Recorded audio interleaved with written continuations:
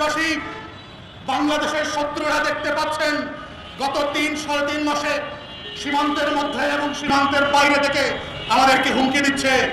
ভারতের সৈন্যবাহিনী নাকি উত্তর দিনাজপুরের সীমান্তে এসে দাঁড়িয়েছে। বিজেপি হুমকি দিচ্ছে বাংলাদেশের সীমান্ত নাকি তারা অবরোধ করবে। নেপালের মতো আমাদের সীমান্ত থেকে বাংলাদেশে যত পণ্য আসে, ডাল, চাল, পেঁয়াজ, ডিম আনা বন্ধ করে দেবে। আমরা বলছি সেই সকল জাতীয় শত্রুদেরকে নেপালের মতো একটা ছোট্ট দেশ থেকে শেখেন। তারা আপনাদের অবরোধের মুখে লড়াই ছেড়ে দেয় নাই। বাঙালিরা যারা জেগেছে গত 3 মাসে, 16 বছরে যারা লড়াই করেছে নম্রদার ফেরাউনের বিরুদ্ধে, এই জাতি না খেয়ে থাকবে। না খেয়ে থাকার অভ্যাস আমাদের আছে। বছরে একবার আমরা না খেয়ে থাকি। সেই জাতিকে হুমকি দেবেন না, ডাল, চাল আর পেঁয়াজের হুমকি দেবেন না।